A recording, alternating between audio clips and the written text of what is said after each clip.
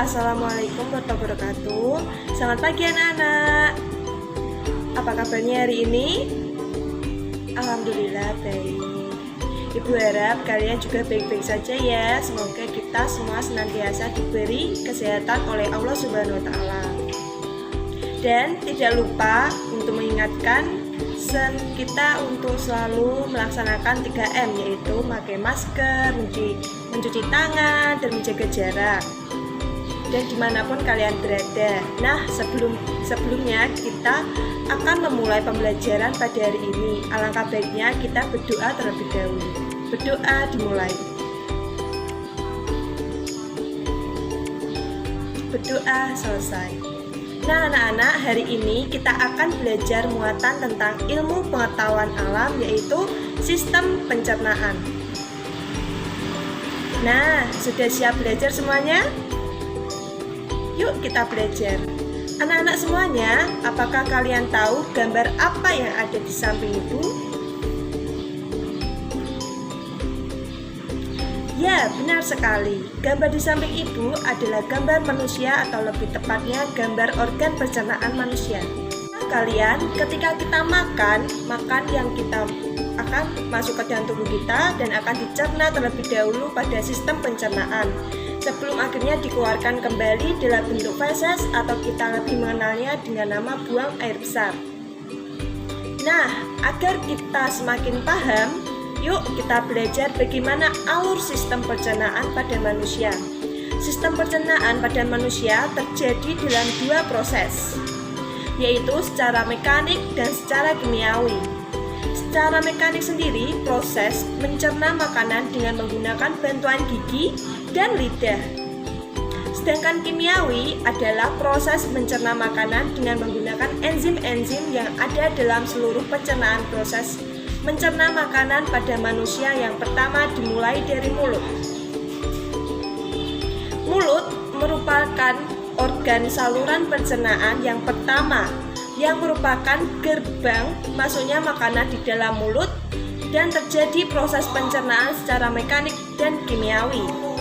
Proses pencernaan secara mekanik dibentuk oleh lidah dan gigi, sedangkan proses pencernaan secara kimiawi dibentuk oleh enzim-enzim yang ada dalam lidah yang dihasilkan oleh kelenjar ludah dengan cara memutus rangkaian polimer yang ada di dalam makanan. Ketika makanan sudah halus, maka tubuh kita akan merasakan yang namanya menelan makanan tersebut. Nah, proses menelan ini dinamakan propulasi. Propulasi yaitu proses menelan makanan karena adanya rangsangan. Selanjutnya, makanan dari mulut akan menuju kerongkongan atau disebut juga esofagus. Nah, kerongkongan menghubungkan mulut dengan lambung. Di dalam kerongkongan juga terjadi gerakan peristaltik yang dilakukan oleh otot-otot saluran pencernaan, dan gerakan peristaltik ini merupakan gerakan yang tidak sadar. Ketika kerongkongan melakukan gerakan peristaltik, kita tidak bisa merasakan gerakannya secara nyata. Gerakan ini untuk mendorong makanan masuk ke dalam sistem pencernaan. Dan sistem pencernaan selanjutnya yaitu adalah lambung.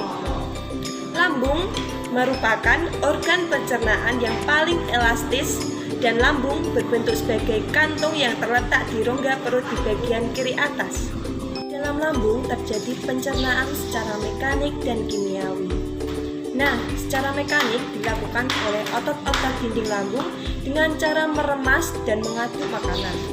Pencernaan secara kimiawi dilakukan oleh getah lambung. Nah, getah lambung sendiri mengandung enzim, yaitu enzim pepsin, enzim renin, dan asam klorida. Enzim pepsin berfungsi untuk memecah protein menjadi pepton.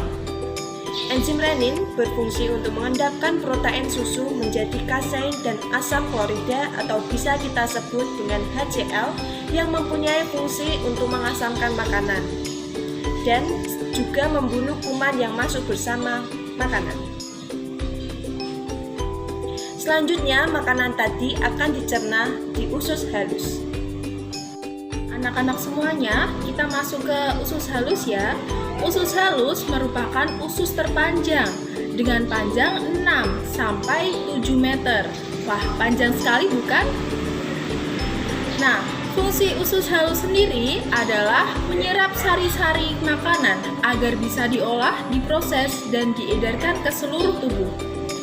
Usus halus sendiri terdiri dari 3 bagian. Yang pertama, usus 12 jari. Kedua, usus kosong. Dan yang ketiga, usus penyerapan.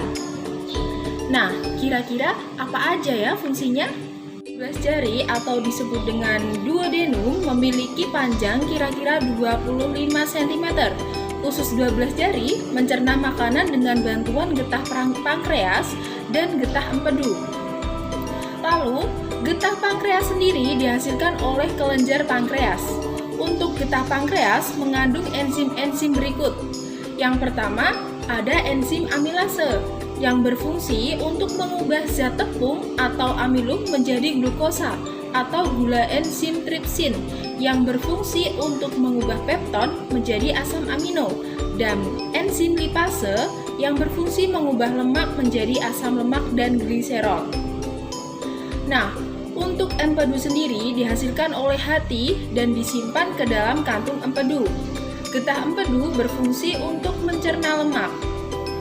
Nah, selanjutnya adalah usus kosong atau jejunum, terletak di antara usus 12 jari dan usus penyerapan.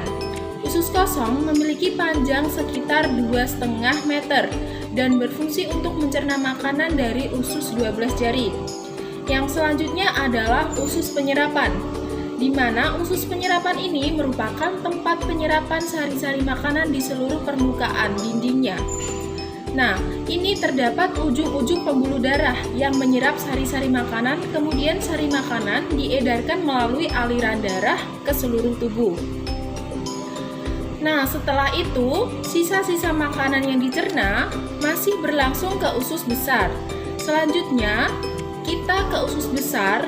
Usus besar berfungsi menyerap cairan vitamin dan mineral dari sisa-sisa makanan yang telah diserap oleh usus halus.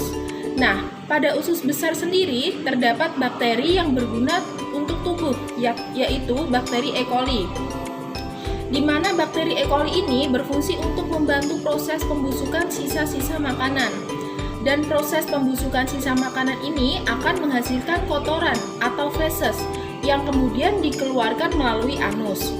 Selama menunggu dikeluarkan, sisa makanan menuju ke ujung muara.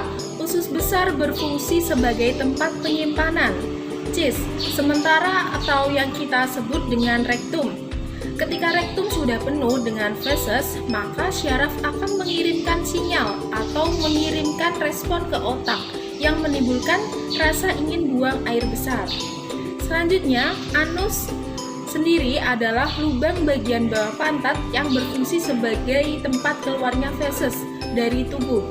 Nah, pada pembelajaran hari ini, kita tahu bahwa ternyata alur sistem pencernaan pada organ tubuh manusia sangat panjang. Ya, dimulai dari makanan yang dikunyah di mulut, lalu disalurkan ke kerongkongan, selanjutnya masuk ke lambung, ke usus halus, dan usus besar, sehingga sampai berakhir hingga tubuh, memberikan sinyal berupa rasa sakit perut yang mengharuskan kita mengeluarkan feses melalui kegiatan buang air besar. Nah, itu tadi penjelasan terkait dengan materi sistem pencernaan organ tubuh manusia. Semoga dapat bermanfaat untuk anak-anak semuanya ya. Sekian, wabillahi taufiq walhidayah. Wassalamualaikum warahmatullahi wabarakatuh.